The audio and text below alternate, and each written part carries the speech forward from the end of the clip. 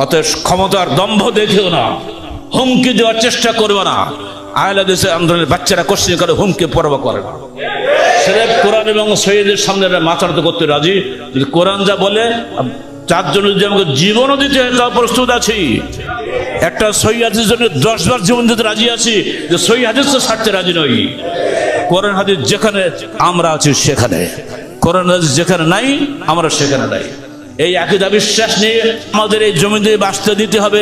এই মাটি কারো তৈরি করা মাটি নয়, এই মাটি কারো দাদার সম্পত্তি নয়, এই মাটি আমার বাবার সম্পত্তি, এই মাটিতে আমার জন্ম মাটি, এটা আমার জন্মস্থান। অত সহজ নয়।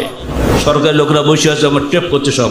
শুনে রাখো সরকারি লোকরা, তোমরা একটা মুসলমান, তোমাদের জান্নাত আছে জাহান্নাম আছে, তোমাদেরকে অবশ্যই সার্বভৌম ক্ষমতার উৎস আল্লাহকে বিশ্বাস করতে হবে, নইলে তোমরাও বাঁচবে না, আমরাও বাঁচবো না।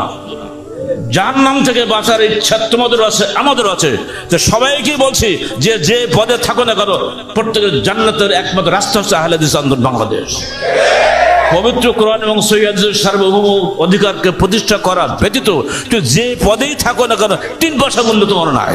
আমরা এই বাংলার জমিনে প্রথম বলেছি 1994 সালের 29 জুলাই, সকল বিধান বাতিল করো, ওহির বিধান কায়েম করে। মাত্র 2 মিনিট 10 সেকেন্ডের ভাষণ এটা আমাদের। এই ওহির বিধান হলে সবার উপরে বিধান, কোনো রায় চলবে না।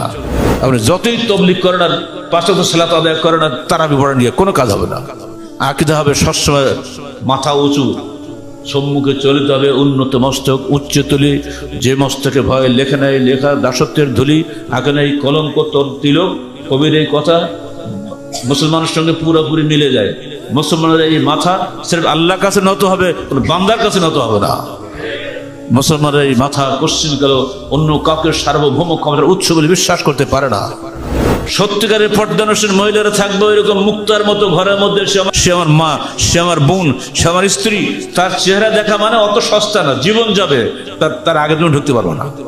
এই মূল্যবান সম্পদটাকে আমরা মূল্যহীন করে দিয়েছি, আর আমার বাচ্চার নারীকে ক্ষমতায়ন করলাম।